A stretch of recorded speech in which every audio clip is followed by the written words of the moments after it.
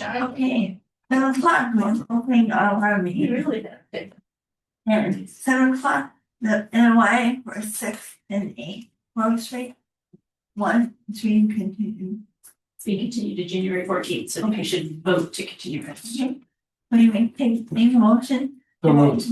Second. Okay, what time, Mary? Do I have time? Copy of this, maybe. We try to get hit on the mail. It's at like 6. Do you want me to look it up, Chris? I have to. Okay, But it's definitely on the 14th. okay. Look at it. We'll follow up, Sandy. Marcella raised her hand. I think she needs to be panelist, Okay. so hopefully that was enough. Hey, I have very low power and I brought the wrong plug thing, so I'm gonna shut myself off and be as minimally electric use as possible. So you're not gonna see much of me, but I am here. Okay, thank you. So what happened? Your power? No, it's. No, she's got the wrong adapter. Oh, No. So are we voting on that, or? Yes, we did first, second, and I'll keep those We actually. did, so, oh, yeah. okay. Chris, I. Tom, I. Illinois. Sandy, I. Shanghai. What are we voting on this? Oh. Continuation of 6 Grove Street. Aye. Marcella, I.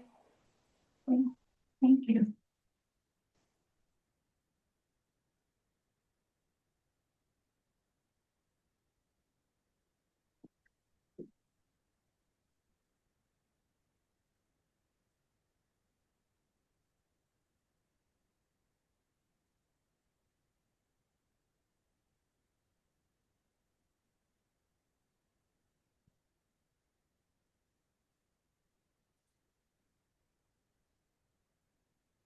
um, 7:15.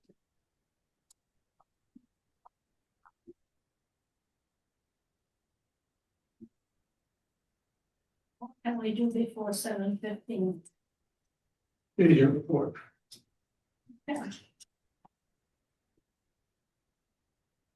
All right.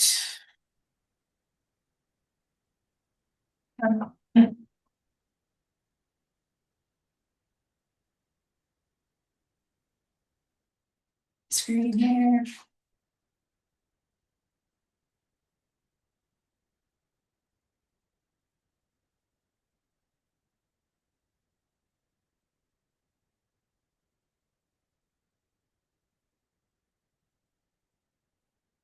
Alright, so.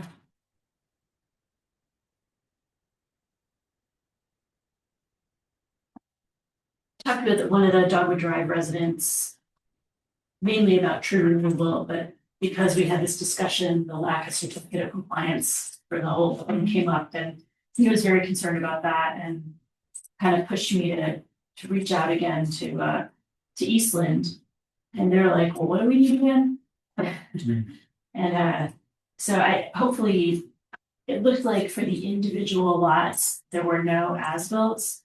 But maybe the board, he did find that there's an as-built which shows each lot on it, and maybe that's gonna be enough for you guys, instead of having like, one for each house. It's nice for the homeowner to have like their own specific one, but I think probably the intent, anyway.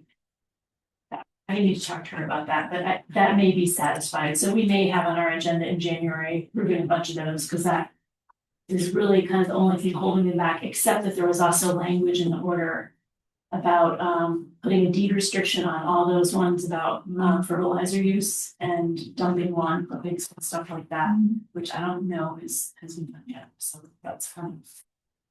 But hopefully we'll start moving along with that. The next thing about the individual as-built though, gives the homeowner some distance between property lines, and that also gives us a little bit of something to look at. When there's Yeah, I mean, some issues. I think we could ask for an individual, we could ask for individual ones. I think that would be appropriate. Yeah. Yeah. And I'll show you what she sent to me. I mean, it's pretty good, but it's not an individual one for each. And there's like 8 or 9 of them, so it's a bunch of. And Lauren and I have been working to, we had our senior tax write-off for her entering in our old determinations, and from what we found in the basement, we could only find going back to 2004. And we finally did a little bit more work, and we found some older ones, but we're still missing some. We entered in everything that we found, but we're missing maybe 10 years worth of like 80s or. We have until 89. We have like 75 to 81, and then a few 86, 85. And then, so we maybe we're missing the 90s then. Yeah. Yeah, so I don't know what happened. Are they in the old library? Well, we looked pretty thoroughly in the whole old library, and then we also looked in the basement, so. The good news part of that is Lauren added all the old ones that she could find. Now, I'm sure you asked Denise, she was the one. I could touch base with her again. I should just say they're over to the library. Should just say, yeah.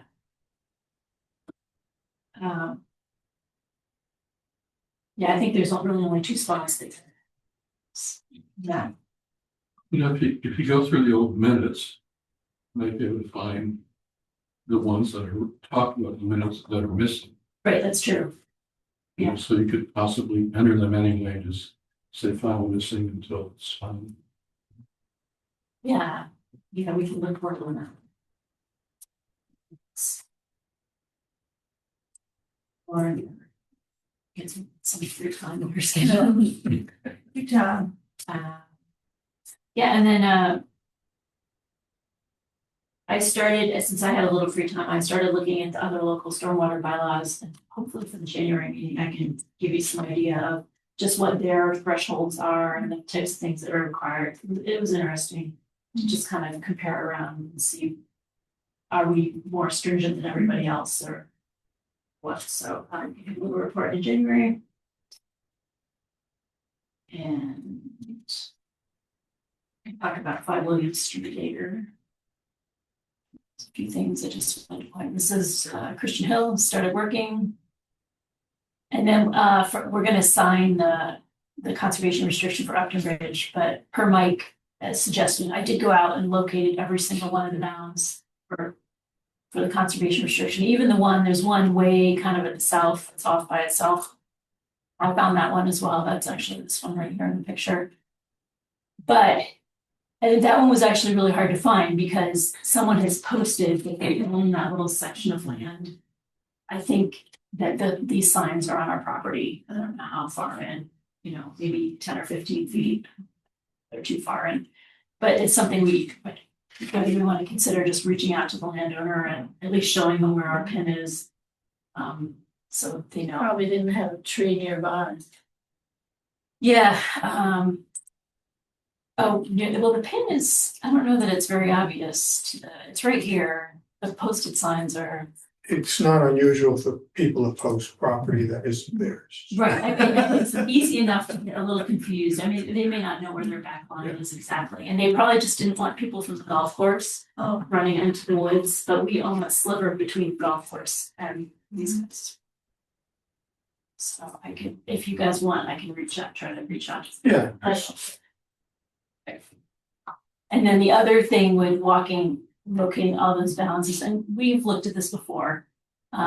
There's a section of homeowners that have cleaned into the woods and they've got a bunch of plants there. They haven't really cut trees, but I think they've trimmed a few saplings, smaller than an inch. They rake all the leaves away and they've got a few little like garden statues, not very much. Where is that? This is at Upton Ridge. Oh. And I don't know, you can't see in this picture very well, but the bounds pretty much go along with it. And they put the stones along there. It's cute. The stones are fine, I think. But I think one of the bounds is right here. All this stuff is definitely within the bounds. And it's very visible for these people. I think we sent them a letter before. Or just, not to them specifically, but we sent a letter to the whole homeowners association, just reminding people that they have conservation land, and perhaps if we wanna, cause I can tell which unit, if it's like one unit, we can just target. There's like four houses in that unit that, cause this is more than one person's. If somebody's, it may be one just person, but they cleaned a whole section.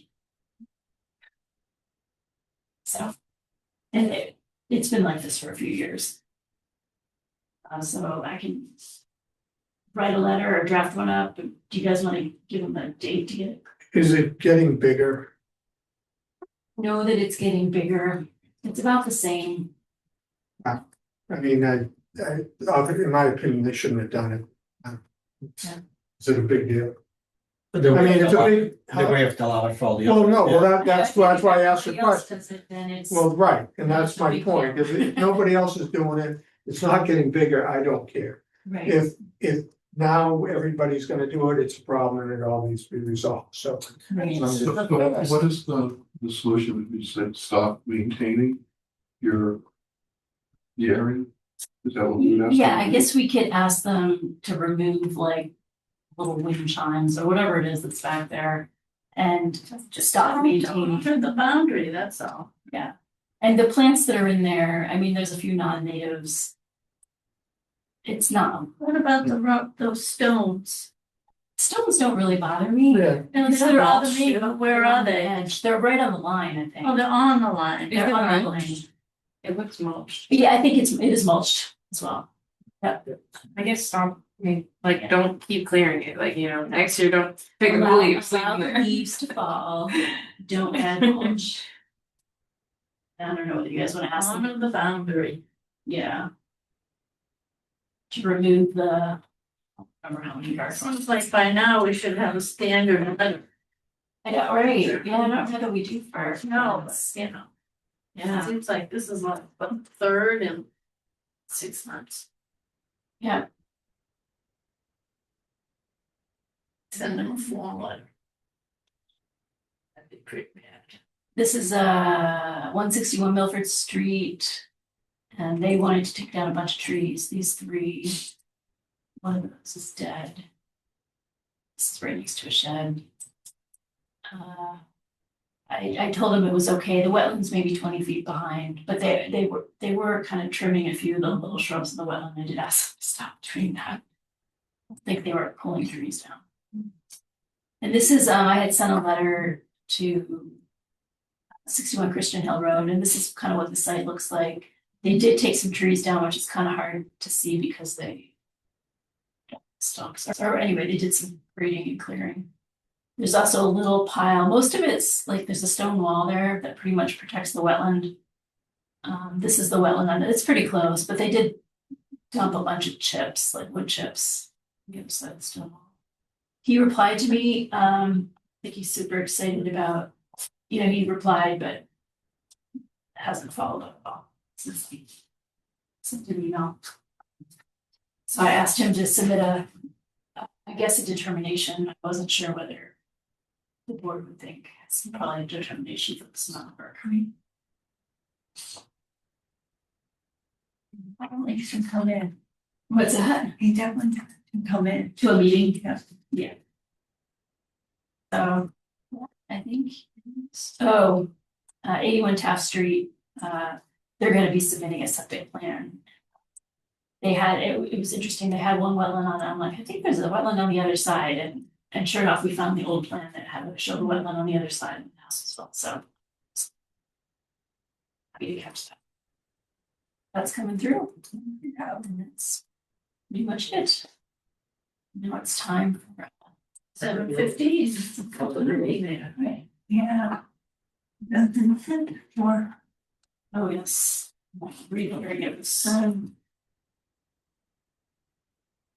73 Front Road. Been trying to own addition.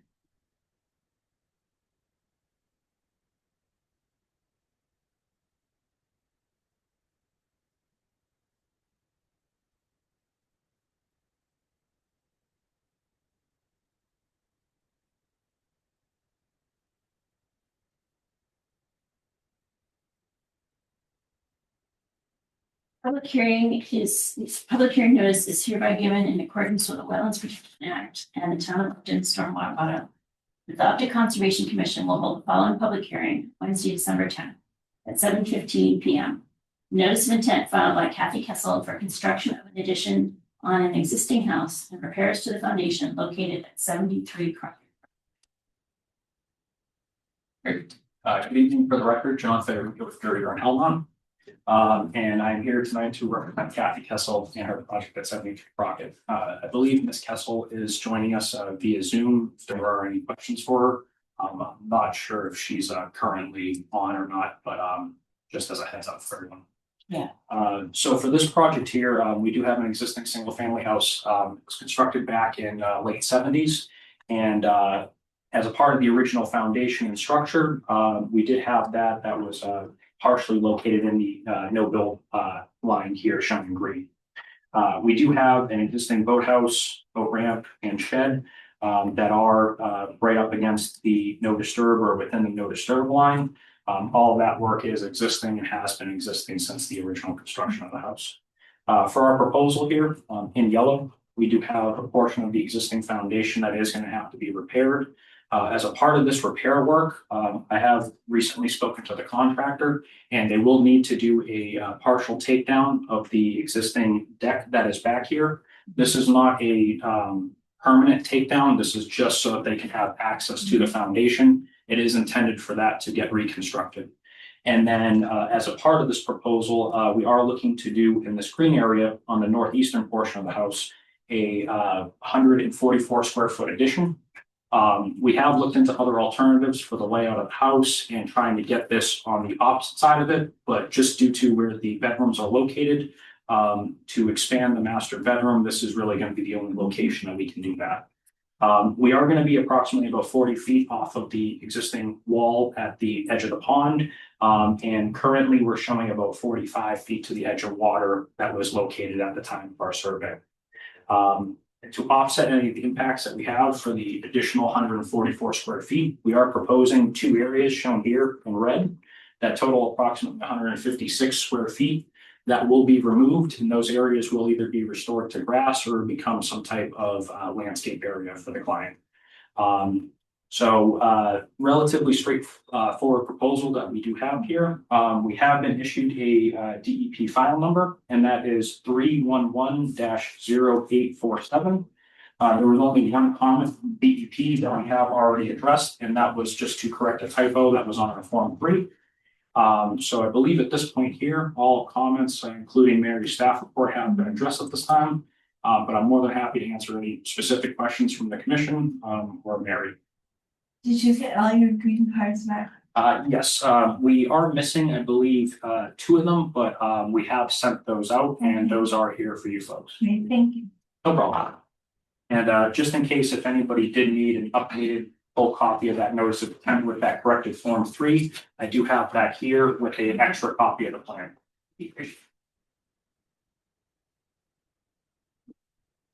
And they were looking into the docks. Yes, we're still working with the current homeowners, Bill Lawson, to determine if any permitting has been done since he had purchased the house. We don't have a definitive answer just yet. But after speaking with Ms. Kessel on the project, if we do have to get anything permitted, either Mr. Lawson or her will be involved to get that taken care of. Yeah, so we'll just put that in the condition in order. Sure.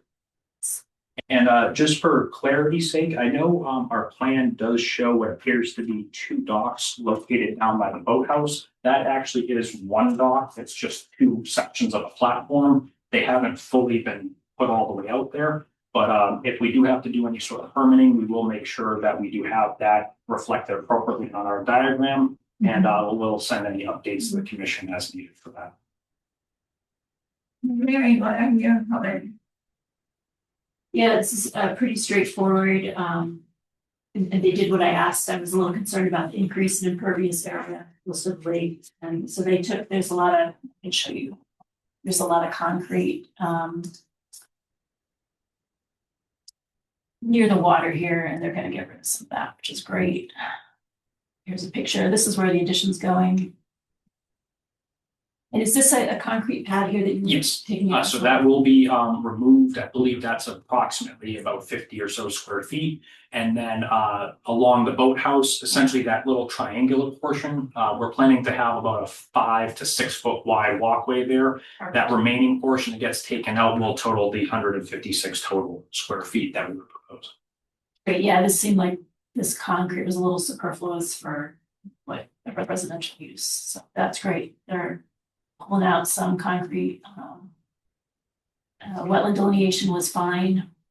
So just Lake Shore, so really, no issues. And then I did forget to mention, we do have erosion control proposed, just due to the flatness of that site, it is mulch stock out there. Mary didn't seem to have any problems with that. And our revised plan does have that erosion control extended near any of those pavement removal areas. So that once that gets taken out, none of that will wash into the lake or anything. I guess the other issue is the potential for bounds. I guess I don't see it appropriate here since it's pretty much landscaped all the way up to the edge of the lake. There's no wooded areas. Of course, if the homeowner wants to put in CBA planning, we're all in favor of that. I'm not sure with the final planting plan, if there is gonna be anything for that, but I will make sure that if anything is put in, that it is native and meeting town specs for that. So otherwise, I think it's a small addition to an existing house. The bylaw, it's not subject to the bylaw. So, Do you have any questions from the commission?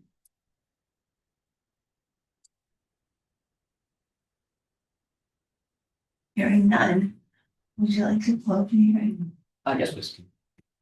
Okay, we have a vote from the commission. Closing. Second, Until voice vote, Chris, I. aye. Alan, I.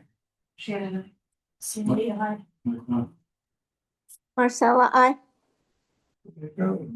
She's still with us. Thank you. I'm Kathy. Yes. Yep.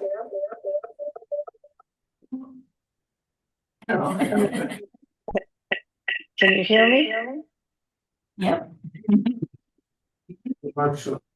So the hearing's closed and we unanimously voted to close it. So Mary will be in touch with you when the orders are done. Have a nice holiday. Thank you so much. I do appreciate that. I believe in some email correspondences, we might have indicated Kathy's email. Thank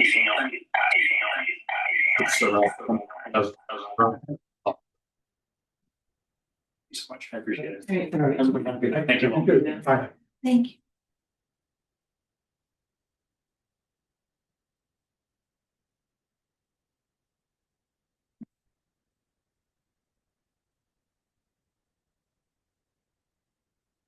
Straight to the vote. Mary, can we start doing this? Is it about applying for land? This, Sure, we could do a certificate of compliance. okay. So the first one on there, I believe, is Fiscal Pond 3110759, and that was for aquatic vegetation management. And what had happened here is Lauren's been going through some of the older ones that are expired, but they're not so old, like this was like 2019 or something, that they're forever ago, and sending them letters and saying, hey, your word is expired, do you want to get a certificate of compliance, etc. So that's been great. Lauren sent how many notes? So far, like 6. 6. Wow. Caught up. So a few of them. And so this actually, the gentleman came in as a result of this. And so I guess what happened with this is they got their order from us, and then they got an order from Milford as well. And they assured me they did the whole project under the Milford order. And I don't know, and at any rate, the work is done and the Upton order, and they have their certificate of compliance from Milford. And I guess I don't know whether they needed it from both of us, but figure we can either say it was invalid because they didn't, they never did the work under us, or we can look it up at the town, where exactly the town line was and whether or not they should have, but at any rate, they have their certificate of compliance from Milford and the work's done. We can issue a certificate of compliance. Let's say voice vote. Chris, I. Aye. Alan, I. Andy, I. Okay. Marcella, I. Excellent. That's a unanimous vote of the commission. All right, yeah, and then I think we have time to do 142 and 144 as well, so. We had looked at these before, the thing that was missing was the easement for repair work on the driveway. And he went and did the easement and everything. I do have to let you know though, I think what the commission wanted was both properties to have the easement, so it was reciprocal, one on the other. But just from looking at, he gave me one easement. And the way I read it is it allows one, but not the other. So, I mean, he did. So I kind of, didn't really want to make him go back. We can make him go back and make it worth. I tried to be clear with him that it needed to be 140, 142 should be able to get onto 144 and 144 should be able to get on 142. But I think as it's written, 144 can get onto 142. I mean, either they fix it now or it's gonna have to be fixed down the line anyways for a future homeowner. If they sell and have issues. It's good to have a budding lawyer here. Yeah. She's right. Yeah, so we can approve the It's one. really on to them, if it would be better for them, we don't, Yeah. Yeah. our issue is taken care of. So I'm fine with it. Can you come back to, haunt us if we allow it that way? We'll have to come back and ask. I don't think it would come back down to us. Okay, Would they sue the town if someone refused to? Maybe. what if the owners don't get along? What if the new owners don't get along? I guess it's possible. Wires are.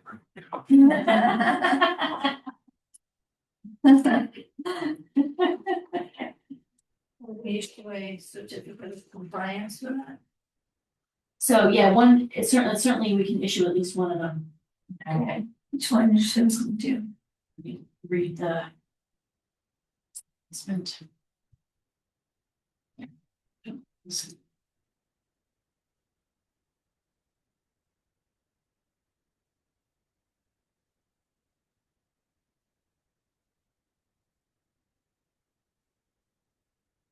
And what type of law do you want to do? Probably animal home. Anyone? Yeah. I'm pretty keen on animal law right now. We'll see. As far as people being bit by a dog. Yeah, and like leaning towards the kind of small animal business side. So since I run a small pet sitting business, help other people, same thing. Oh, good. Yeah. Yeah, so it looks like 142 allows 144 on their property, so that would be, you would give the grant the COC to 142. Not 144. And not 140.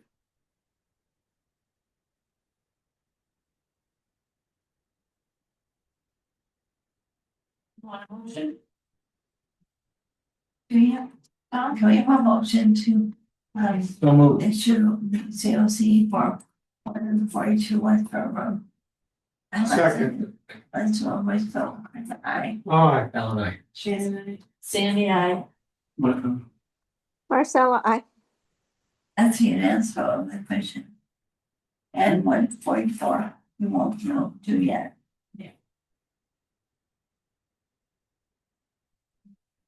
Are you doing time for extension? At 7:30, if we can, get our. Our people on, Affordable Housing Trust. Okay, So Kathy Robertson is here online. And. I wonder if Kathy Taylor's here. Yes. And Mike Antonellis is in the background. Okay, can you guys hear me? Yes. Okay. Yeah, this is like a Zoom meeting. This is weird for me. So excuse me. Yeah, I'm not here to talk about beavers tonight. And I have realized how difficult it is for people who call into planning boards to actually hear what people are saying during the meeting. The reason I am coming before you folks tonight is that the Affordable Housing Trust, by way of background, we were approved by town meeting in 2013 with a mandate to provide for the preservation and creation of affordable housing in the town of Upton for the benefit of low and moderate income households. And the creation of small-scale affordable housing does not provide developers with the same return on investment they can get through building large homes on large lots. And the trust is exploring ways to, I don't know if this is a good term to use in a public meeting, but sweeten the pot, so to speak, so we can offset the cost of building affordable units. And one way of doing this is for the town to provide the land or pay for pre-construction costs as a condition for building affordable units. And currently, Upton's affordable housing stock is low, where we need to be at 10% if we want to prevent a developer from coming in and building, as many as they want, at pretty much any place they want. And we need to, and right now we're at about 6.37%. So we have about 100 new units that we need to build a little more. We have a couple in the pipeline, but we're still going to be about 40 or 50 short. So the high cost of development in Massachusetts creates an obstacle, and one of the biggest challenges is land.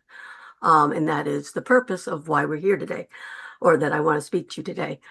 A couple years ago in 2022 and 2023, Upton did a housing production plan. It did not focus on affordable housing. It focused on basically housing production, period. And one of the things that was raised during that, in the conversations that led to the creation of this plan was, again, the shortage of available land in which to put housing.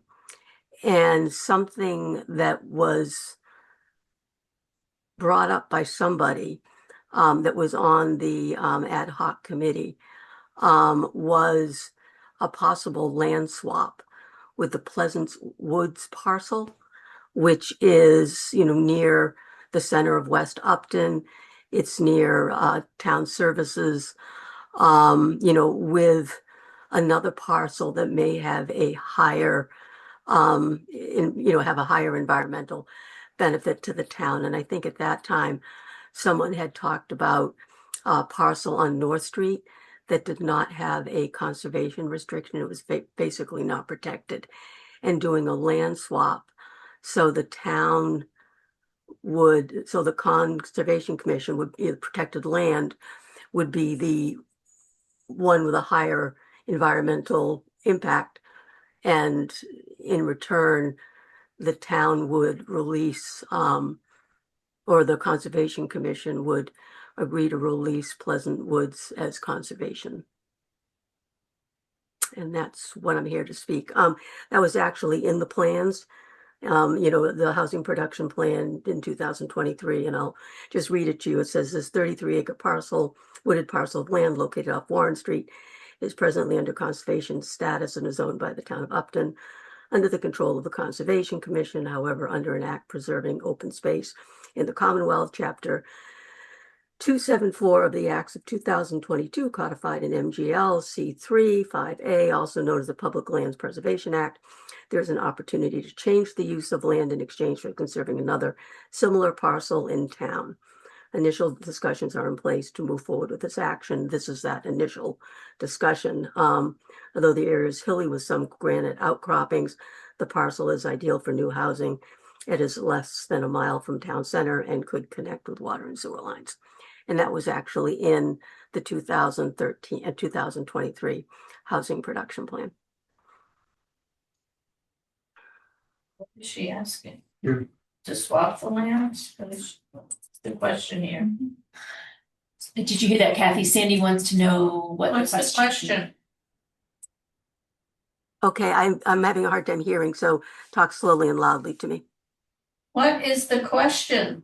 Oh, the question is, would the Conservation Commission, a very good question, Sandy, would the Conservation Commission be willing to look at a trade? How big is the lot on North Street? I don't even know if that is the preferred lot. It would sort of be a lot that the Conservation Commission deems is of higher value to the town. Well, a similar value to the town. I can add a couple things. The lot on North Street is 22 acres, and it is essentially behind the Whitney Conservation Area. If you're at Five Forks Farm, looking west, top of the hill is a 22-acre parcel that the town owns. It was a tax taking in 2002. And it's unprotected. Right now, the selectmen in 2014 voted to allow the land stewardship committee to manage it. And then Mary had told me a little bit about the Westboro Road parcel that was under consideration too, right? Catherine didn't mention that, but I had a question about, have you thought about doing the affordable housing on the Westboro Road parcel rather than Pleasant Woods? And also, something you just mentioned connects with water and sewer. Does it connect off of Warren Street? Because what Mary had told me the day, you're interested in developing that corner of it off of Warren. I believe there is a hydrant right about where that connects to Warren Street. So it's But there's a hydrant there, and then there's one, we don't have water, there's one way down. So there's water, but what question sewer is there? There's no sewer. No sewer. But there's sewer on Main Street. Right, so you have to pipe it all the way Well, actually, that's pretty good because you're down. down. If I need to, it'd be quite a disturbance to do that. Aren't there, so with that though, aren't there vernal pools and stuff out there? Yeah, so I think Kathy, and Marcella has her hand raised, and maybe other people do too. Oh, yeah. Blue dots are vernal pools, and at least 2 of them are certifiable. So I think Kathy, Mike, Antonellis showed me that maybe you guys are just considering about this area and that the rest of the lot might remain. In open space. So who else has their hand raised? They're talking about the top part of Five Orange. Okay, Marcella and Mike. Marcella? Marcella, Yeah, has there been a site visit on this land? I think a site visit would show you that it's a very difficult piece of land to try to develop.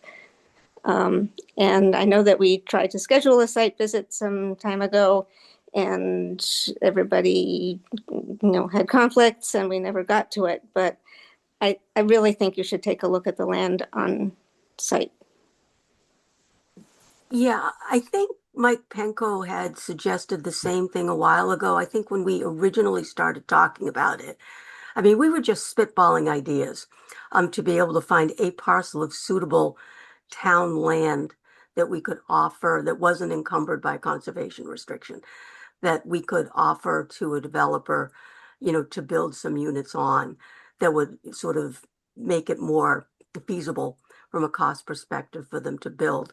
And just as and I think when we first started talking about it, and this is with we being the housing production plan group, what folks were sort of thinking about was building behind Coach Road Apartments, because Coach Road, I guess, can use some work. That does not seem feasible because of the ledge. And I think what Mike was, had recommended, and I think Mike also mentioned there was a vernal pool up there somewhere too, but is getting an engineering firm in there to see if that side of it is even developable. Access is tough from that end because it's pretty much, closed in, it's pretty much landlocked. But just seeing where, maybe we can be able to put something. And again, we're not talking here, and this is one of the problems that we've been having, is these large projects that people are, tend to do, are talking about that, sort of reach the price point that, gives them a return on their investment, really don't fit into the character of Upton. And so what we've been, talking about doing at the Affordable Housing Trust is trying to do smaller, much smaller projects, maybe, with, small houses along a cul-de-sac. We talked about that on the Westboro site, the Westboro property that I think is also town-owned. It just does not have the, access to the water and the sewer. And so, there's tons of options there. And I think what, I wanted to bring up tonight is there a taste, is there any interest on the part of the Conservation Commission to consider a trade if there is a protected space and there's one that's of more value? And this is the one that was cited in the, housing production plan. And, and Marcella, to follow up with you, it might be worth, a walk up there, to take a look at, how it's, what could be built there. But we're not talking about a 60-unit apartment building. We're not talking about anything of that size and scale. It wouldn't fit into the community. Yeah, I think you'll find that the issue that you had behind Stagecoach Apartments with the ledge, that whole area is ledge, and it's exposed rock, and it's I think you'll probably find that it's not what you think it is, but I would very much encourage you to take a walk up there and see if you identify an area that we could talk more specifically about. But it's it's a difficult parcel for So development. would there be an interest in it if we did a walk and if we hired an engineer, not you, but the trust, looked at hiring an engineer to look at the suitability of building on that site? Would there be an interest? Is this something worth discuss? This is a preliminary discussion. Is this something the Conservation Commission would be willing to discuss? Well, I think I'd just as soon not try to change the use of this land. It's quite the process. It's a legislative process. And it's also, there's an expense involved with it. So personally, I would discourage the use of this property for that and other reasons. I think we need to hear from Mike Antelos. So Mike, you have the floor. In the meantime, I think a lot of what I was going to mention has already been covered, which is great. But the thing I wanted to just emphasize that was brought up briefly is the interest in the site I can't imagine we being the Affordable Housing Trust, i.e. the town, would even consider putting any sort of development below the top half of that site, right? Like, as we know, as we're discussing it, that's a cliff basically, as it gets to the bottom of that initial trailhead.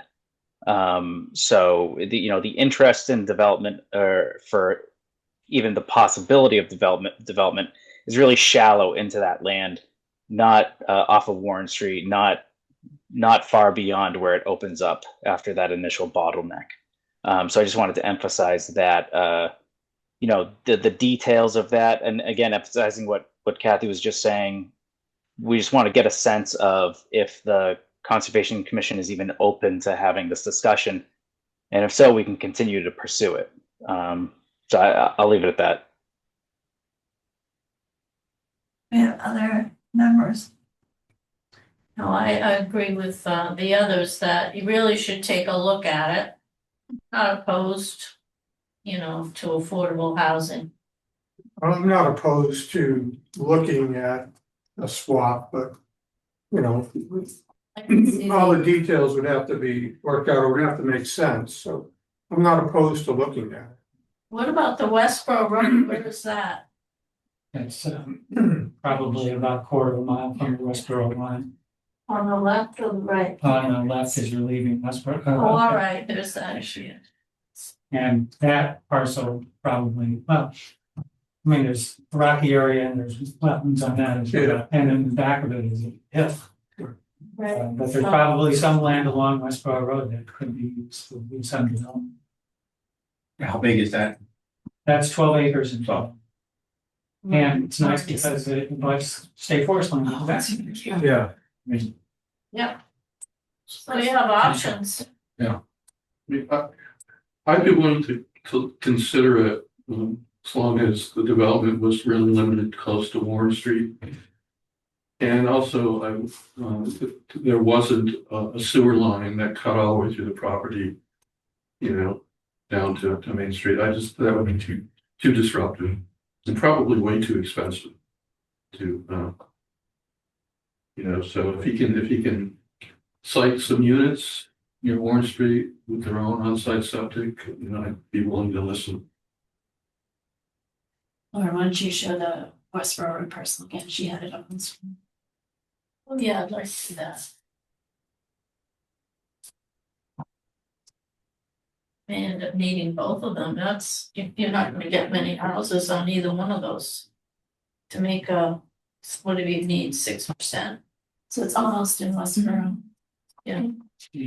Mike, what are we gonna need through the chair? What are we gonna need after Milford Street and Main Street go online? About 30 or 40? Yeah, it's we are at so the number is 2,967 units in town currently. And so you as the town, 10% of that is 267. You're about 100 shy of that number, right? So when Milford Street comes on, you're going to need an extra, you're going to be closer. Yeah, basically exactly what you said. Sorry, I was just trying to do the math in my head. So yeah, around 60 units roughly. And then, you know, by the time we're also chasing this. So by the time new numbers come out, you know, the 10% relative to the amount of housing that's actually been built over the last 10 years, you know, is obviously growing, which just highlights the need to start acting on the Affordable Housing Trust behalf to start targeting parcels in town for development. You know, if the Affordable Housing Trust can make Pleasant Woods to some degree work, fantastic. If not, you know, they're certainly evaluating all their options.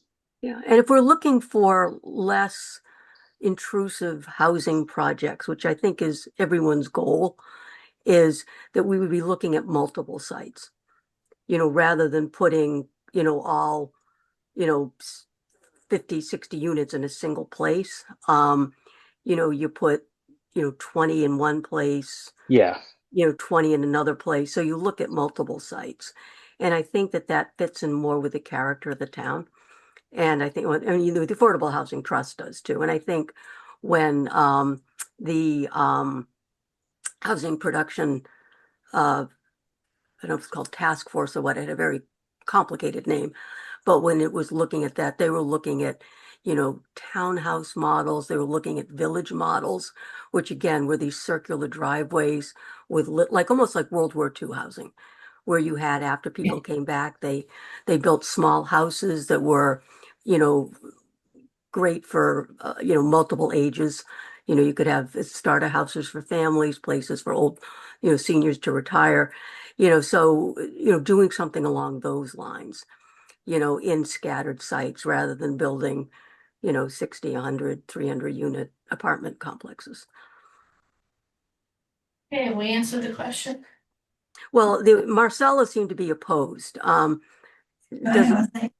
Is it worth the Affordable Housing Trust investing funds and maybe doing a quick survey of the top side of that?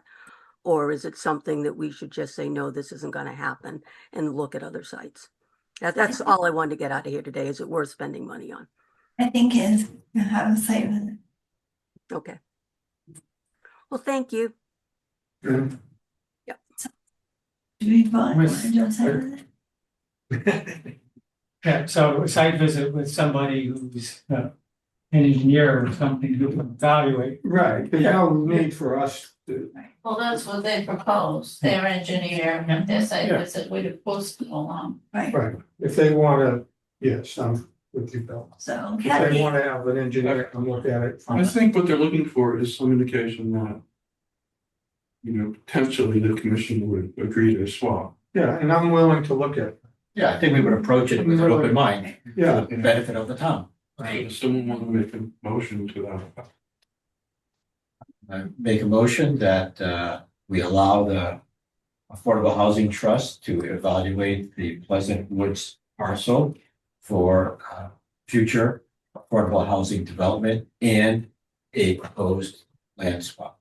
do we have a second? second, Until we so, A little bit discussion, on, friendly amendment, with a focus on the parcel off of Warren Street.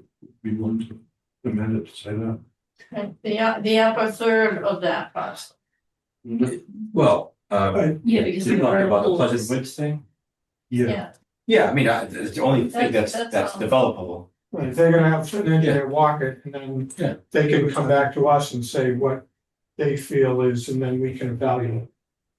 okay. I'm not willing to restrict them, I don't wanna restrict it, I want to see what their engineer said.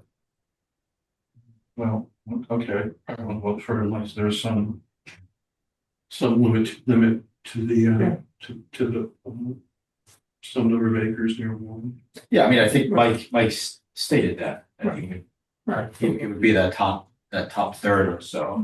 We don't even have to, if they say it's okay, people can decide if they don't want.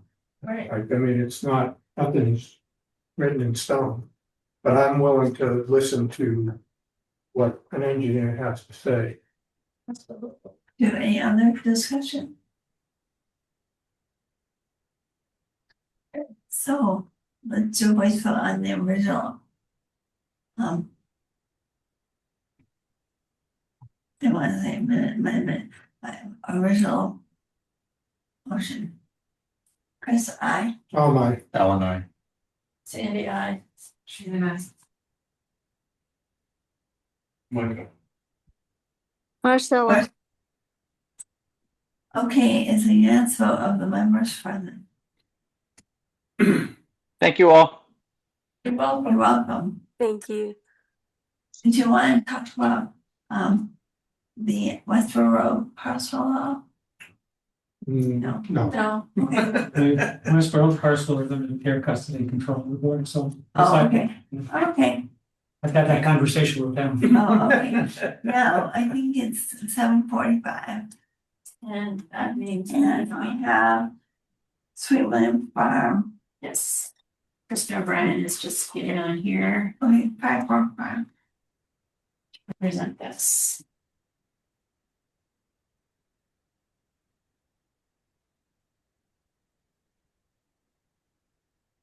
Was there a question? I didn't, No, we're all set now. Thank you, Kathy. okay. Bye-bye. Bye. Hi, Hey, everyone. Grace. Oh, great. So Grace isn't joining tonight. I'm going to be presenting on her behalf. I felt this was a pretty straightforward request. So Mary and I met with Grace out at the farm last month, and she told us that they were looking to install 4 new greenhouses in the middle east, the back field in the middle on the east side of of North Street. She did already have one pretty well under construction. After reviewing the CR, it does require approval for these structures. I also felt that the way that they are having to install these greenhouses, they did not meet the definition of temporary structures per the CR. But I think that there's language under 2B15 that basically states that we as CR holders can grant approval for other agricultural structures And in conversation with Grace, oh, thank you, Mary. So yeah, this is the location where the greenhouses will be. And they'll just be stacked one on top of the other, closest to the west part of that field. And basically, with climate change, the shoulder seasons are becoming much more unpredictable. And the flowers that she would be growing in that time of year really can't handle that either late frost or early frost that tends to happen. And even some of that summer heat that we've been getting, it's easier for them to kind of control the climate in those greenhouses. So this really is, they are essential for her to be able to grow the crops that she wants to be growing out there. I will also note that she did say that once they do this, that she feels like they've pretty much maxed out their production of the fields. And the greenhouses would not be visible from North Street, so there'd be no impact on scenic views. So I think it's pretty straightforward request that we could issue an approval, but obviously I would like to hear from you guys your thoughts on this. Thank you, Mary. What's your? Well, this really is kind of the board's decision and looking at the CR. I saw the location and, the road's way over here. It's well, back in the woods. At least it'll be close to this other set of greenhouses right here. The wetlands are far away, so we wouldn't need that kind of permitting. It's just needing permission from the board as a joint CR holder. I will also add that will be invisible from the trail that was along the outside of the other pit. Right, that's true. So, and even if you see them, they look nice like these other greenhouses. It looks like an agricultural use. Fine with it. Yeah. Any extra water required, or is it's just well water? Yeah, so they are in the process of completing the water irrigation plan that we had approved a few years ago that would basically make the fields on this side of the property that are super wet, less wet, and the fields that aren't getting enough water, they'll be able to have more access. So it's not going to be changing their, they won't be needing to be building a new well or anything like that. Detailer has their hand raised. That's Kathy. Kathy, where can I hear you? Hello? Yeah, go ahead, Kathy. My question is with the CR and the greenhouses replacing this land, hang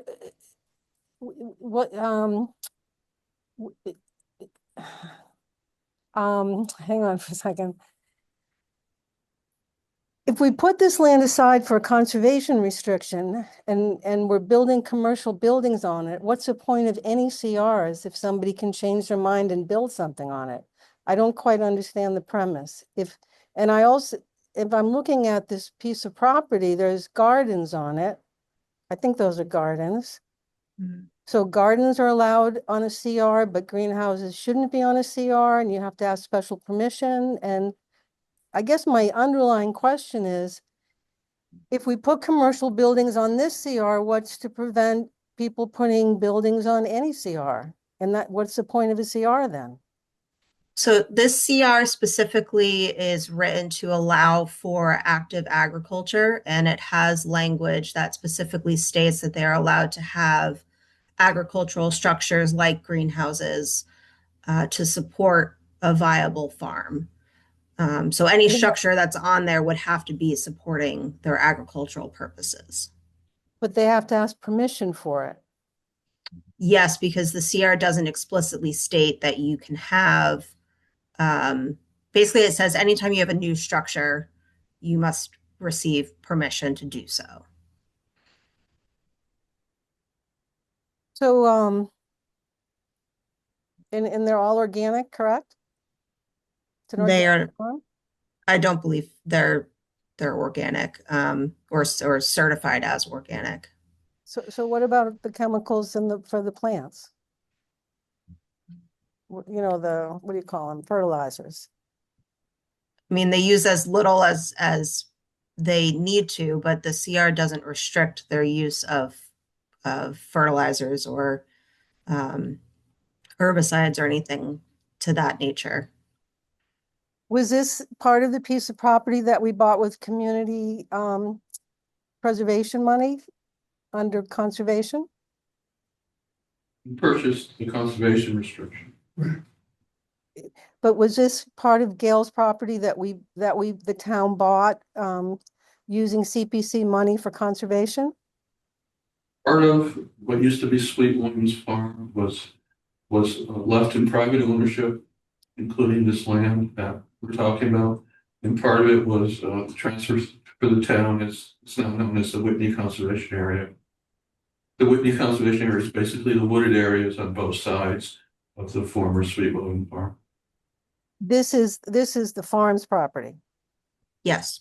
It was part of Sweet Farm, but it was Yes, it's their property. It remained in private ownership. And so there's a conservation restriction for a farm. Correct. Okay, thank you. You're welcome. I have one question. Is there a car path or a road that gets to the greenhouses? Yeah, that's. Probably I the think road. we're- Yeah. You can almost see it through the woods. Oh, It kind of goes like this. okay. Any other question? No. Or comment? So bring a motion to close the discussion.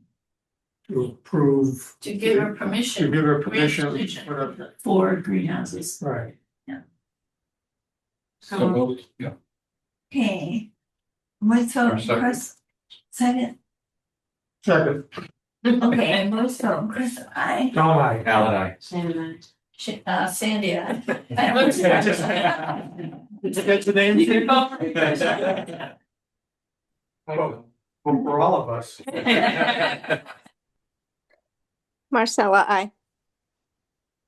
Okay, that's unanimous vote with permission. Thank you, Kristen. Yeah, thank you very much, everyone. Have a great night. You too. Thank you. Okay, now, how about the, DPW general maintenance. yes. Saying the DPW, Yes, we have a active order of conditions which expires on December 31st for routine maintenance in the right of way, so on and so forth. DPW would like to extend that. Now, how long can we extend that for, Mary? I recommend 5 years because that is the maximum we can extend it. We would like to extend it for 5. were your comments, Mary? You want to do that? Any discussion? Okay, let's have a motion to extend the, DPW general maintenance. So moved. Second. Wait, so Chris, I. Alan. Alan, I 5 years. For 5 years. 5 years, right. Sandy, I. My God. Marcella, I. Okay, that's unanimous vote of the commission. Now, anything else for the administrative report? I would just bring up the 5 Williams Street. We'll have to put this on next month's agenda to vote on it, I think. But I want to show you the plan that Margaret came up with and make sure that's okay. So, let's see it. So here's the house. Wetland line, it's green here. This is kind of, the septic is going in here. These bounds would be 50 feet away on top of a slope. And then this area is the disturbed area from the enforcement order several years ago. I believe they kind of disturbed a little bit in this area as well. I asked, she had originally proposed the bounds going like that. I asked her to kind of swing at least these two around to catch more of the area. And we'll actually look at.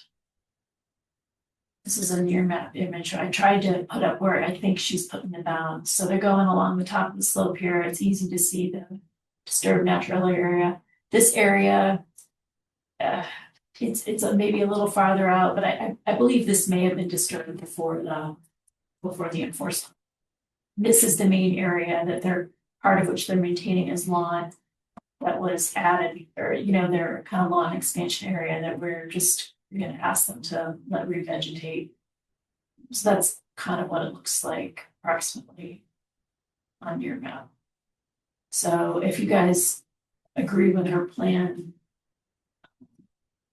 you can let the applicant know that. And I think once she actually gets the bounds installed, then we can decide to lift the enforcement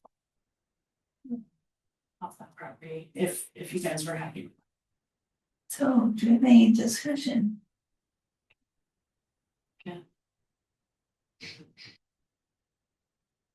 How about a motion to allow the variance to lift the enforcement? So moved. After the. After the bounds are installed. So here's a lovely plan, hopefully they actually follow it. Just approving the plan. Just approving the plan, yeah, okay. Do you have a second? Second, Okay, let's report to Chris, I. Tom, Ellen, I. Shannon, I. Sandy, I. Motion. Yeah, Marcella, I. Yeah, so we should. And very good to go to our next meeting. so yeah. It's going. Yeah, we'll have to officially, I think actually because it wasn't on this agenda, we should probably Yeah. vote on it. Okay. Oh, sure. Yeah, Don't know what. this wasn't on our agenda, so I just kind of wanted to show you the plan. Oh, all right. And to make sure you conceptually agreed with it, and then I would have made Margaret fix it if you guys didn't like it. And then we'll officially vote on it next time. Yeah, just for practice. Yes. Yeah, I think we can move on to some of the other reports. Okay, how about our administrator report? Yep. Can you stop sharing your screen, Mary? Oh, yeah, sure. Sorry.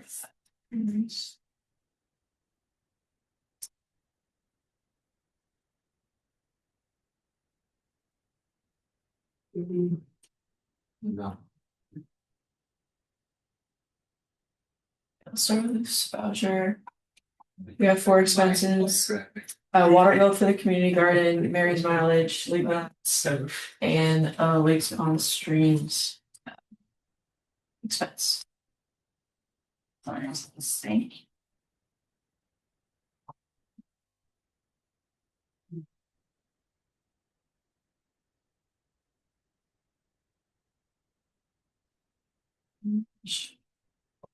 Balance sheet. Oh yeah, so there were we're discussing the beavers at the last meeting. We have Mary and I did the calculations. The anticipated annual beaver expenses will be 3,541 here at the bottom, so we added that on. And the invoices that we are using are on the Google Drive. Other than that, everything's just as usual. And is there a motion to approve the vouchers? Okay, motion of you. So moved. Okay, second, okay, let's voice vote, Chris, I. Tom, Ellen, I. Sandy, I. Marcella, I. We're having fun over here. Good one's a gavel. Well, you're gonna have to separate them, Jay. Well, I don't want you all in. So, but, Alright, minutes Meeting minutes. Girls Corner. from knocker. Maybe stay. 11 to 22. Yeah, so these are the November 12th meeting minutes. Sent them out about a week ago, maybe a little longer. So anyone have any comments on those? Actually wrote them. It's good to read them all. They look good. So we have a motion to approve the minutes from November 12th. So moved. 2025. Second, Okay, let's do a voice, so press the I. Tom, I. Alan, I. Shannon, and Sandy, I. Okay. Marcella, I. Excellent, that's unanimous. So I'll lift it. You see, Mike is supposed to go before you. Yeah, we have You know, I always like Osterrich, Triar, It's just, and Forsyth. like, it's always like. There's open space committee and that's. I think she might be looking at the signed documents. Right. We can do that. Right there now for the public. Yeah.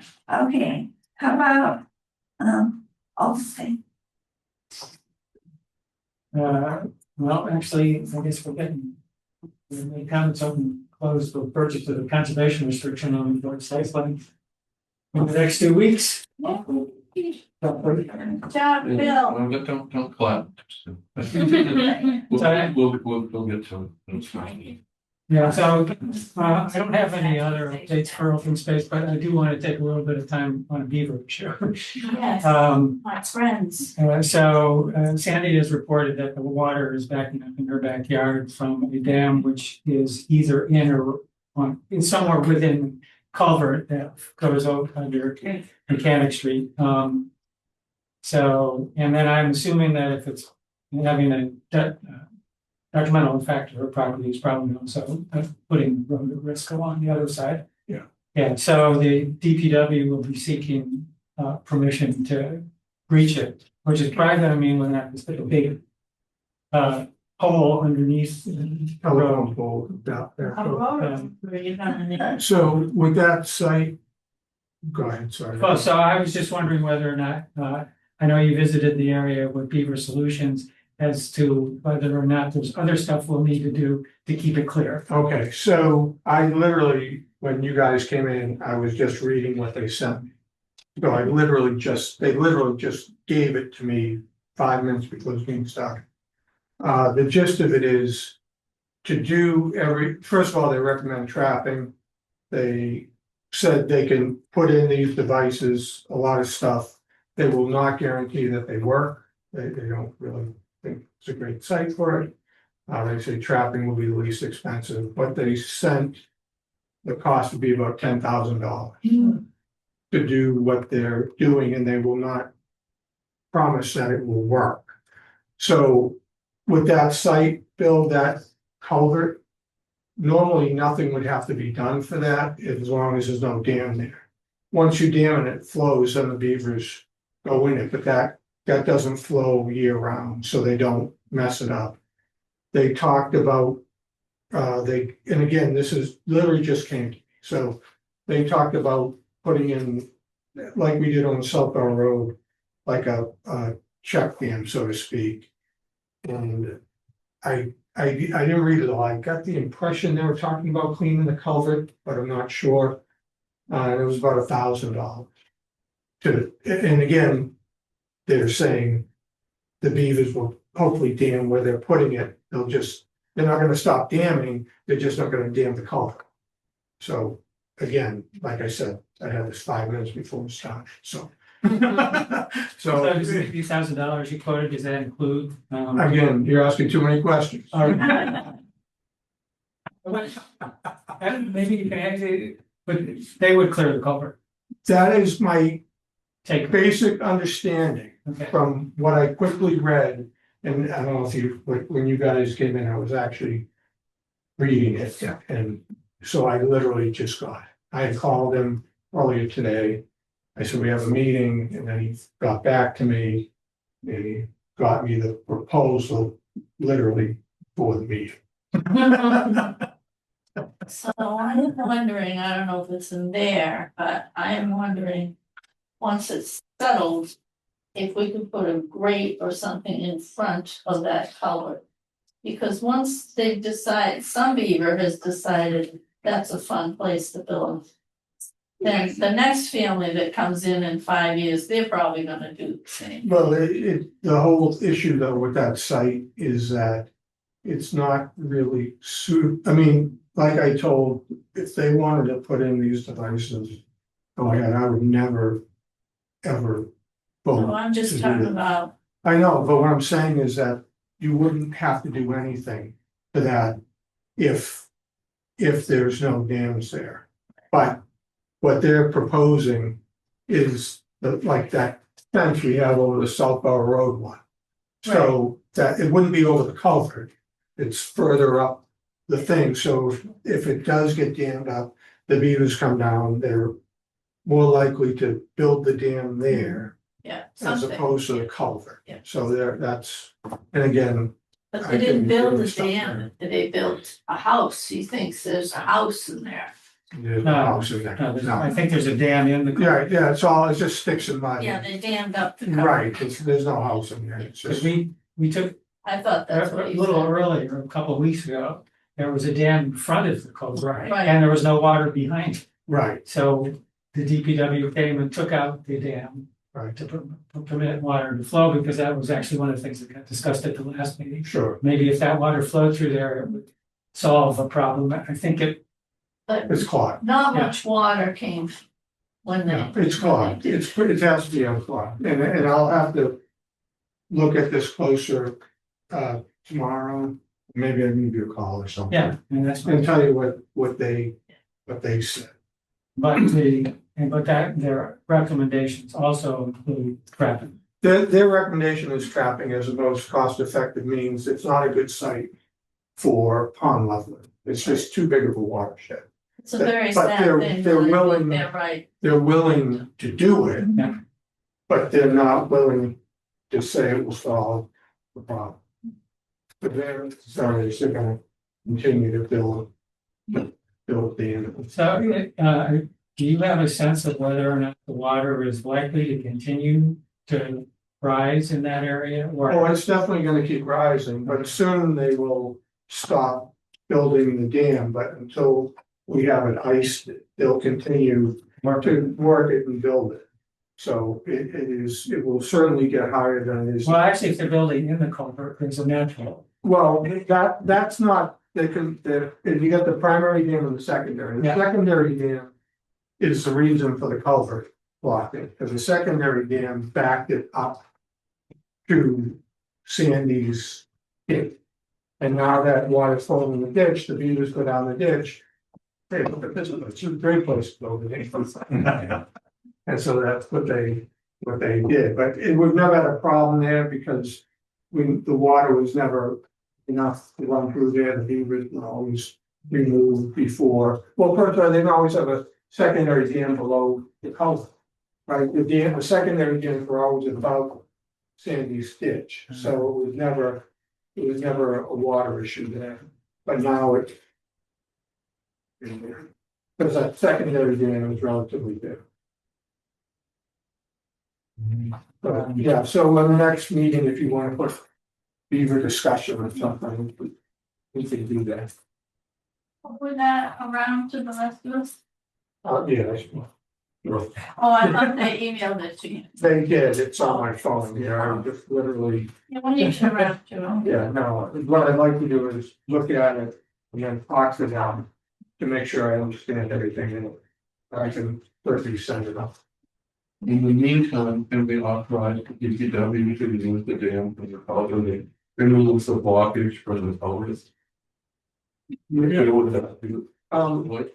Well, so that's, what's gonna happen is they're gonna They're gonna do it. rebuild it. Well, that's what, right, so you shouldn't do it yet. Yeah, that's what I'm thinking, that we wait until the next meeting, so we can have a broader discussion with more information. Right. And in the meantime, I can talk to the DPW about, And I can call you directly, okay, I'll call you directly and tell you what it is. So Sandy's property is already being affected. yeah, so, But if you clear that culvert without breaching the other dams or getting rid of the beavers, they're just gonna put it back unless we have another thing in place, and even the other thing in place is gonna be a dam. I understand that they may build it back, but how long we'll learn something, we'll see, how long will it take them to build it back? Will it night? Or will it take a week? Will really cold weather set in and they won't rebuild it in spring? It could happen as quickly as overnight, or it may not happen at all. Yeah, that's what I'm saying, I think. Okay. What I'd like to suggest is that. We authorize, if the DPW wants to do it, we authorize them. To remove the block. Well, yeah, I don't And we'll see what happens. I have no problem operating that, that's fine, it's just that. So you'd have to give us more, did you?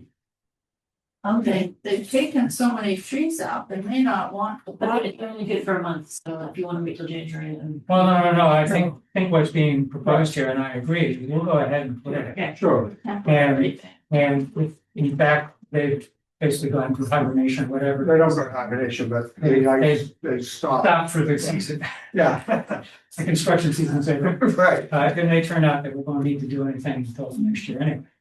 Do a motion to issue an emergency order to,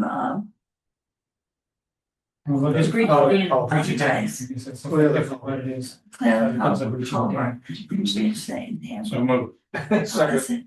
Okay, let's I'm good, we have what we Chris, need. I. Tom, I. Shannon, I don't know if I should abstain. Sandy, I. You don't own the culvert, so. you can No, vote. but it's, if you jump off the culvert. You know, my guy. Marcella, I. Okay, that's unanimous vote on the commission to allow the DPW to breach the dam and clear the culverts. I think the Beaver should be required to come into meetings to file new construction permits. And we can raise some fees. Okay, they should, definitely, what do you call it when they do a lumbering thing? Like- Not first cutting plan. Forest cutting plan. Forest cutting plan. Thanks for sharing. Thank you very much. Thank you, Bill. Heartland Stewardship. We had a meeting this month, couple things are going on. Planning to do some more boardwalk work at Robinson Lake in December. Be looking for volunteers. We're gonna take a look and see if anything, there's any need for mowing at Stebbins. Greg Trussell was wondering if we might need any mowing up there. Probably do. There'll be a site visit up there and check it out. And then I'm still waiting to get a cost estimate from Stumpy's for clearing trees along the Splitwing Farm Trail, pasture fence area. It's likely gonna be expensive because there's really no way to get equipment in there. There might be one piece of equipment that might work, but they're gonna evaluate, but it's probably gonna be rope work, climbing, if it's even safe to do that. Why not, are those trees dead? Yeah, there's like 9 ash trees dead, and there's also an oak just on the other side of the oak. Okay, so they wouldn't climb in it. There's no climbing if they're dead. Well, that's the question. I talked to Stumpy's today. Their most experienced climber is gonna take a look at this and see what he can do. Yeah, they do have smaller pieces of equipment that are kind of like. You go into narrow areas and. They think they might have a piece of equipment that's very small that you could it grades for low access. Right. So they're evaluating that. Another option would be to take the fence down and just then cut the trees down and then put the fence back up. Do you want to get a bid from other? tree Once companies? we get something from Stumpy's, yeah. Oh, then, okay. Yeah. I guess that's. This is okay, the town is doing 2 other local, five and 11. Stumpy's funding somebody else, so yes, Stumpy tree. Definitely, once we get on bids, we have to get others. I mean, this is probably gonna be, pretty expensive. It actually removing the fence temporarily might be the best. Yeah. But you wouldn't be able to do that till probably spring. We'd have to, I wonder if we could, talk to the person who built the fence if he still lives. He'd be able to, Take the fence, okay, take the fence down, does that require you to post or just the fencing? just the fencing. Oh, then you could do that. Yeah, it's gonna be a lot of work though, there's a lot of staples, and then you also need to have, equipment to stretch the fence. Retamp. Oh. Yeah, they have those hammers. Yeah, zero, we can do it. Yeah, so, well, that's what I was trying to think, I'm thinking, maybe we could. Well, see what cost. If it's that expensive, Mike, doesn't have to go out to bid. Well, yeah, I think we would need 3 quotes anyway. Yeah, I think it's gonna be over 10. I'm not gonna be, what is it, 25 is? Another 50. 50 is the next level, probably won't go to that. Which should we be? Wow. And last thing is, I talked to Kathy Robertson, there's a patch of Phragmites from the Robertson family conservation restriction. It's on the same wetland that the beavers are, protecting. It's a few thousand square feet, and I asked if they would be amenable to removal of Phragmites using herbicides. And they said yes. But I'd like to kind of find maybe some grant opportunities to do that. Probably, in the less than $10,000 range. Again, if it's the time to do it, if you just let it go, it'll take over over a period of decades and take over that whole beaver impacted mountain. Yeah. So the Robertson's on. Do a motion to authorize Mike buying a grant. Right for traveling. So moved. Second, Let's do by phone, Chris, I. all right, Alan, I. Sandy, I. Okay, thank you. Marcella, I. Okay. That's Appreciate it. okay, how about the Definitely. tree law? I think we're gonna pass on that. Okay. Right, yeah, So I think we just need to vote to approve it. Okay. And I'll start. sending Okay. them to we have a motion to approve the sheriff. So moved. second, Okay, let's do a motion to, it's I, all right, Alan, I. Shannon, I. Sandy, I. And we'll. Marcella, I. That's fine. Yeah. Their signatures are for 73 Crockett Road, the DPW extension. The certificate of compliance for Fistmill Pond.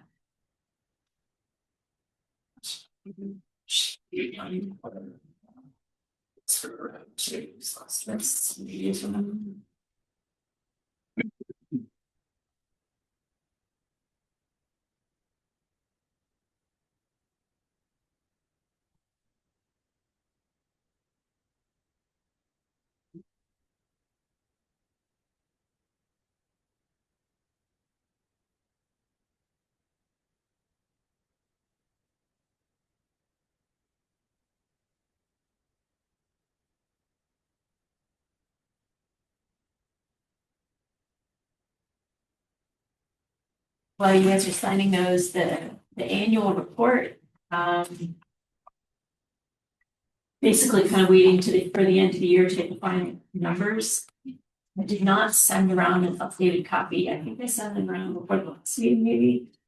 A draft, it's on the Google Drive and it is in the packet.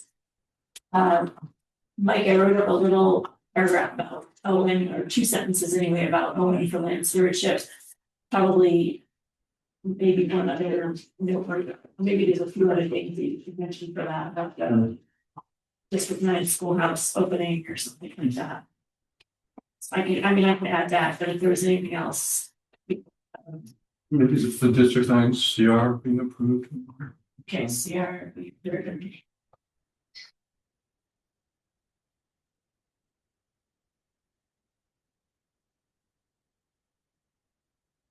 Yeah. How about the website changes?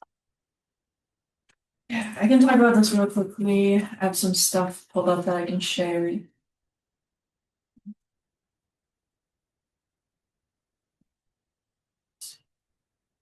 Okay, so. So on the left hand side, like the navy blue box, Mary and I already went through some stuff and separated it out. So like policy is a drop down menu. And it has stuff like land use regulations, stuff policy. And we also did that with conservation resources. So that's where you'll find forest and beaver management, the Pratt Pond ice out, stuff like that. So that was earlier in the summer, and then now what we're working on, which isn't public yet on the website, is this Wetlands Protection Act page. This is what it looks like now. And then this is the proposed change. You can just kind of scroll through, so it says like what the applications are, fees, links to forms, things like that. And then there's a second page that would have background of the Wetlands Protection Act and how to know if it applies to more frequently asked questions that are currently found on the first page there. And then it's hard to do in draft format, but we'll add some more links on the left-hand side, like links to permits, and a like table on the second page to show like if it applies to you and setbacks and stuff like that. And then on stormwater, this is what it looks like now. And then the proposed change would just have more information on types of permits and have some of like the square footage requirements pulled out. Not too many changes. Again, this is what it looks like now. More link dependent. So that's what we're working on. You guys have any comments, let us know. And then if you think this looks good so far, we can make these pages public and then start implementing some of the other changes like drop down menus and stuff like that, just for navigation. Excellent. Great job. Thank you. Yeah, I think that left-hand column, I don't remember how many links were on it, but it was really, really long. And so the attempt was to try and hide. Unfortunately, it makes it harder to find a few things. So we could potentially put them in other spots too. Is it searchable on the Upton website? Like, I think it is searchable, and it's just that little star, which is, it says that there's more, it's just hard to see. I wish they had it a little bit, there's a different ways to do that. I find most town websites so confusing. I can search everything, but I'm like, I just want this. I don't want it to prompt. Yeah. Yeah, and if we do want to remove, I can't get these things open now, but if we do want to remove some of like the links on the side, if they're kind of not necessary, we can still make it searchable. We can just hide this page here, but turn on the settings where you can search it like just on Google or in the town website and it'll come up, but it's not necessarily on display all the time. And like some things like the chapter 61 notices, like why don't you click on that, Lauren? Like I don't know that we've been maintaining this at all, and maybe we should be. Annual reports and Yeah, annual reports have For been example. maintained. Yeah, there you go. So yeah, we should definitely be adding those. Well, actually, Ever since I started, we have had all of the are there. So all of the annual report by all of the committees Right. are on the website. Right, but just just not here the conservation. Right. Yeah, and I don't know about the chapter 61 lands. I mean, we can update that. No, right. Thank you for all the hard work. Is there a way to have like an independent search function just search the conservation stuff? I don't know what or like a little supercharged chatbot that would just work at the conservation area. Yeah, I don't think so, but we do have an FAQ drop down that we could add on to. If you think that some stuff is missing. Yeah, I mean, the FAQ is static, but and I haven't followed the virtual towns and whatever they're called now. Yeah, how they've enhanced their capabilities, but it'd be pretty nice to have something that, basically replaces the FAQ. It's real time, and anytime you update it, it then gathers that knowledge and would have that available. But I don't know how far along we have it. Yeah. Probably not far. Do this one there, up in Beavers. I think there is. Yeah, there's there's one that says like help I have beavers. Then there's the beaver resource too. Yeah. Yeah, the fisheries. and wildlife. It has the guidance. So if you are a beaver, read this. Don't eat. Yeah, here on the front page, if you scroll down to the FAQs, it says help with beavers. Drive them to leave town. And then I know there is another beaver page. Oh, I think it's under, I'll test this out and see if I can find Yeah, it. there it is. Yeah. Yeah, under beaver management.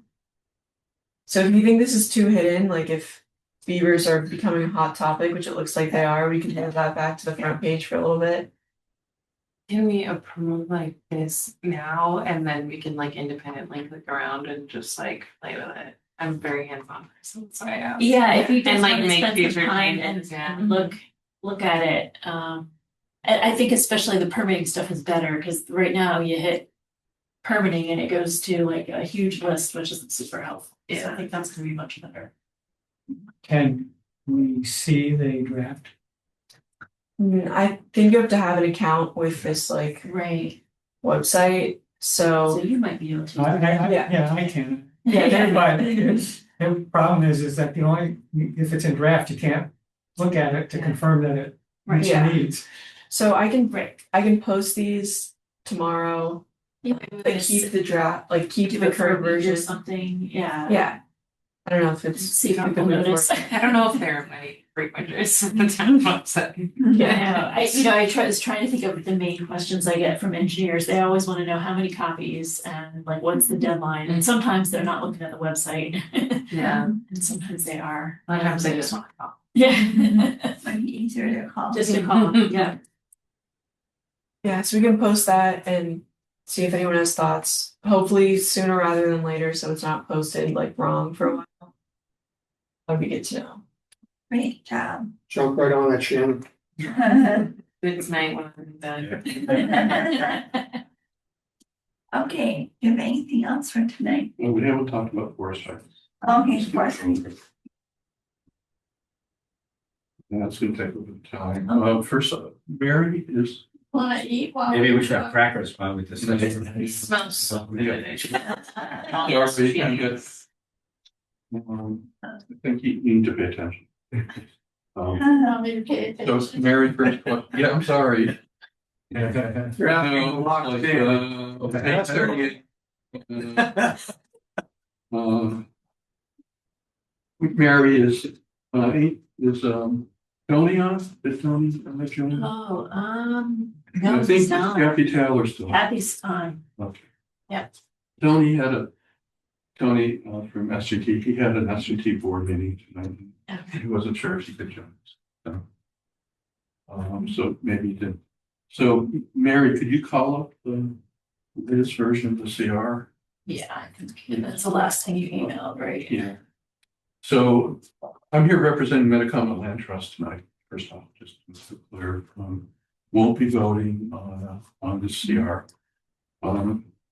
Give you and please ask questions as I go through this, because there's some stuff that's probably gonna be confusing. I don't have to be able to explain very well.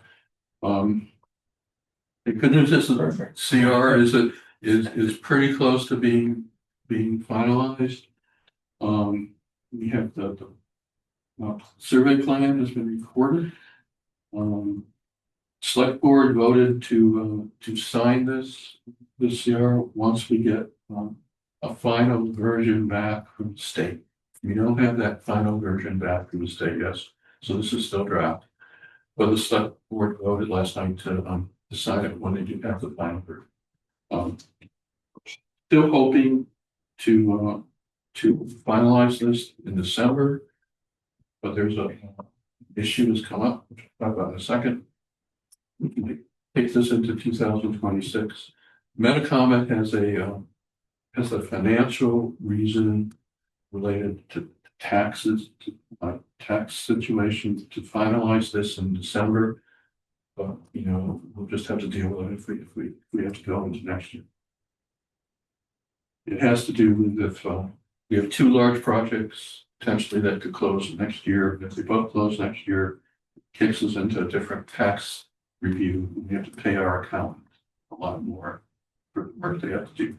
If we close, four sites this year, we avoid that. It is what it is. The problem that we ran into was, title. There is a restriction on the property, which we knew about. SVT was in the process of purchasing title insurance, and the title insurance company was fine with it issuing insurance except for this restriction. And the restriction is right here if anybody wants to see it. But it's from Trust, who has the right to get one lot out of Forest Heights if it is ever developed. If there's ever an approved subdivision at Forest Heights, they get one lot.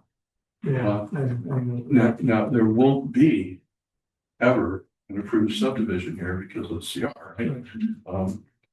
But it still makes SVT very nervous that this restriction will be exempted from their title insurance. Because as we all probably know, you can get sued for anything, no matter how ridiculous it is. It ends up costing the party that's being sued a lot of resources. So this issue is being worked on right now. SVT and Medicom's attorney is talking with the title insurance company, but I don't have an answer for it. It may take so long that it'll drift into 26. Yeah. So that's the background, but for the CR, there are a few edits to it that I want to go over, and Kathy Taylor, I'm sure, is going to have some input. These have to do mostly with indigenous resources. Should be able to see the changes that were, I can't read the screen from here, but that's indigenous. So that's one change that Kathy Taylor recommended, and these recommendations she provided just today. And I've shared these with SVT. SVT would rather none of these changes be made. They can accept the changes that are in right now. They would rather not see them, but Tony said he could live with them. There's one other paragraph that had to do with regulating intrusive archaeological investigations that Kathy would like to see in the CR that Tony definitely doesn't want in there, and I'm recommending that we, from Medicom's standpoint, that we don't put it in either. But Kathy can maybe speak about it. But anyway, there's a few changes on the indigenous sections. That's another one that, again, I'm okay with it. Tony would rather it wasn't in there, but he can live with it. Part of this is just getting this thing approved by the state as quickly as possible. The other thing that was in here somewhere is on trails. For some reason, it trail width, I guess it's up. Yeah, somewhere was in the current CR was 4 to 2 feet, 4 feet for the 2 feet for the treadway and 4 away for the width of the trail. It's the trail itself, and I've changed that to 6 and 4 feet. I don't know where 4 and 2 came from. It may have come from the Forest Reserve Department, but 4 and 2 just I don't think works. It should be at least 4 just for an off-road vehicle that the fire department might use. So anyway, Kathy, do you want to say anything about this? Yeah, I'm trying to see if, can you hear me? Yes, we can. Could you turn to permitted acts and uses number 6, archaeological investigations, please? Is this the right one? Yeah, so Mike, you're missing so you didn't put it in. I did not put in that long paragraph. All right, Um, so this is where I stand. I asked for that long paragraph that has to do with. Kathy, can I just add Yeah. one? Mary does have a copy of it if you want. It's in a different email and you could show it if you want. If you want to sit, Otherwise, Kathy, you don't that's know it. what we're talking about. Mary can show it to you. That's all I'm saying. All right.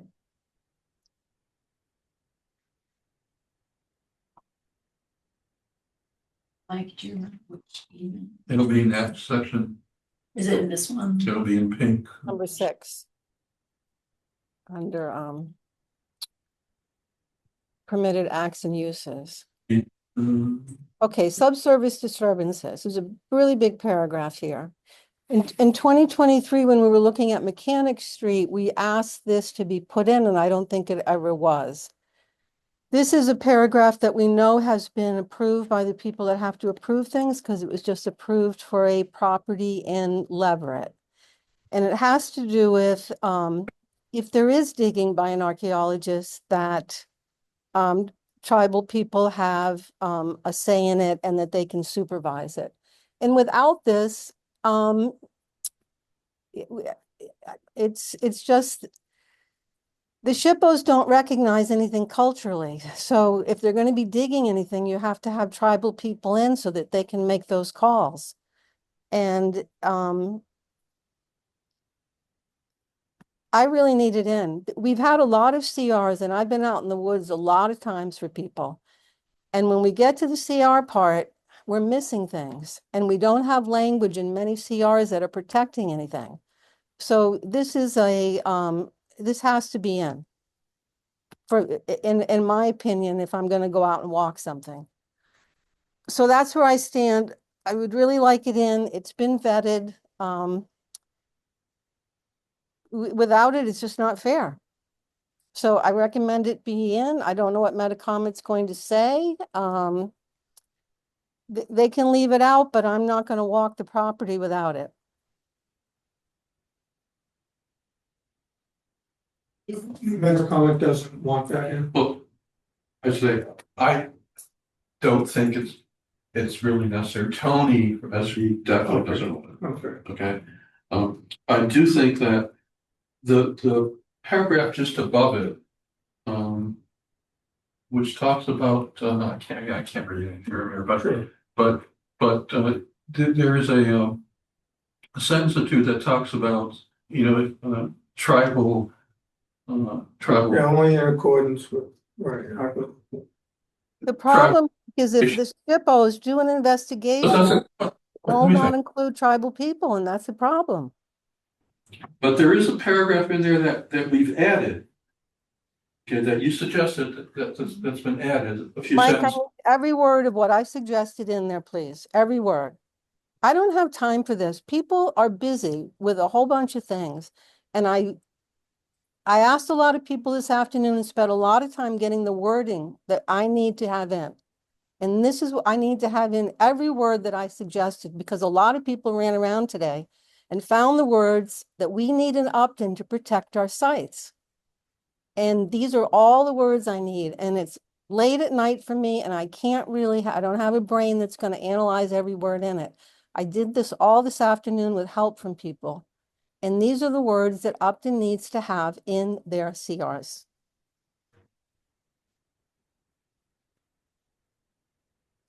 No. In my opinion, you can go on without me, it's okay. But I'm really making a stand here. And in my opinion, it's because too many times people have ignored what I've had to say. And it disturbs me that we've done all this work and planning and we don't have the words in there that are going to protect things enough. So I really want the words that have been approved by the state to protect cultural resources and tribes to be in our CRs. Mike, what was Tony's rationale? What was it? Did he feel it was limiting something or? I don't want to speak for him, but I think he thought it would be a big monkey wrench. Throw a monkey wrench into. About who's really supervising that particular? Well, no, in terms of just getting the CR approved. you know. I think it's a timing thing. Yeah. Yeah, that's what I said Um, before. You know, I would, and again, I can't, you know, Russ Metacom hasn't really weighed in on this, Lisa, the president, hasn't weighed in on this. You know, we could send this to, back to the state and say, you know, what do you think? You know, can this be included?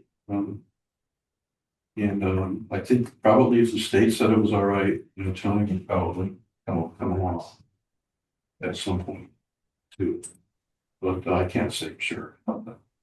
Does he think he'd get a response back from the state by the end of the year so we can close this off? It would make it probably more difficult, but like I was talking about this restriction issue, that may already have blown this year because of the restriction problem, the Title IV. Can't you just add a section in the CR specifically targeted towards nullifying this essentially? Basically, you know, saying, you know, now that you have knowledge of it, says, that, but by the way, you know, you have to get a lawyer to word this, but that would basically nullify this, and then the title insurance company would be more comfortable with that. That's possible. Okay. Yeah, we're gonna have to work on that. It's being worked, but so anyway, I would be willing to go back to Tony and say that, you know, Kathy wanted this in. And do whatever the commission decides. Like, I'm not voting on this. I do have a question. I have a question though about them overseeing this. When we were doing the forest management, they wanted to send their people in to watch it. It was, you know, it was more than we were gonna get for it, the cost. So would that be part of this? Would they have to be paid a bunch of money to do this, or? Probably, but you know, realistically, I mean, we've got 1,000 acres conservation land, we've had conservation areas since '85. Never had an intrusive archaeological Oh, investigation. I know, Yeah. but I mean, that's, I'm just thinking about, yeah, I agree. And if there's something, it would probably be, you know, to tell you the truth, there'd probably be paid, someone would have a grant, would probably be some sort of a study that was from a grant, and the tribal support would probably be part of that grant. Okay. But I don't think, and if the town didn't want to pay for it, well, they wouldn't have to pay for it. Okay, well, that was my Yeah. point, that's where I wanted to get to, because that was, you know, the cost was. Yeah, we don't want to, I don't. Crazy.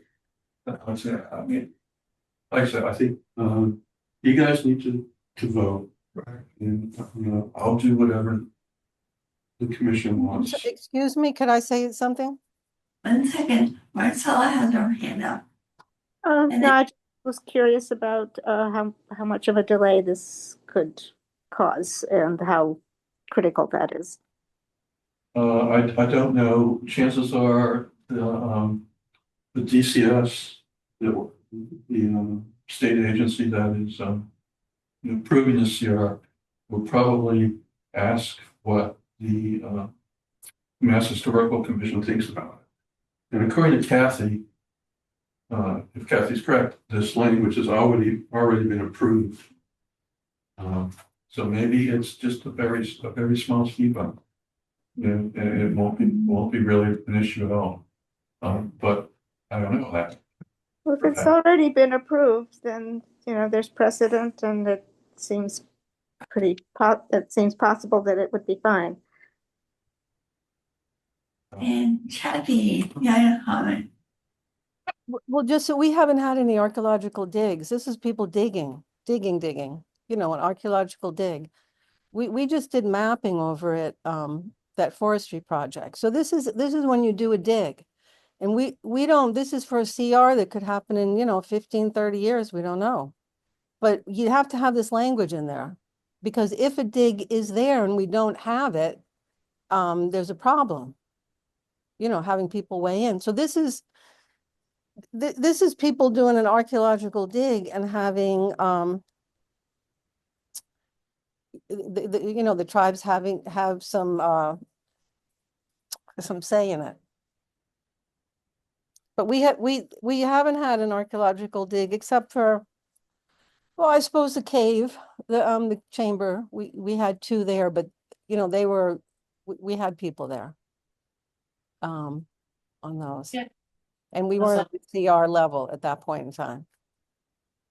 So what's the next step for conservation? Well, here's what I suggest, take, you could vote to, approve the CR as currently drafted. Or you could vote to approve the CR with the addition of the paragraph that, that discusses the intrusive investigation that Kathy has written. And whichever you do, Territory's like, fine, I'll move on with it. Any other discussion? Yeah, I'm still not clear on the issues with it, so if we add Kathy's well, I'll just call it Kathy's language. If we add Kathy's language, what is the downside or the risk? Like, will this whole thing be, not Still gonna approved? No, it'll still happen. I mean, 2 things could happen. One is that DCS could prove it and say, okay, we'll add this in, or they could not want to prove it and have to slow things down. You have to come back. Yeah, I don't have an issue with it if everything is going to continue through. If it comes back and said this is not acceptable, then I would. Well, we would work through it, but there will be, a CR on this property either late this month or sometime, early next year. We'll work through it. Anyway. Well, I'd like to make a motion that we vote on keeping the language and have it reviewed. Is that keep? Adding the language, Marcel, Yeah, and have it reviewed. Second. correct. Do we need to think about what Ellen said? In that, How do you think they're gonna work on that? It's a good comment. okay, so we have motion and second, so let's do a voice vote. I need to abstain, I'm part of my comment. Tom, aye. And Sandy, I. Marcella, I. Majority of the commission. Thank you, everybody. Thank you, Kathy. Thank you. Okay. Thank you. Good night.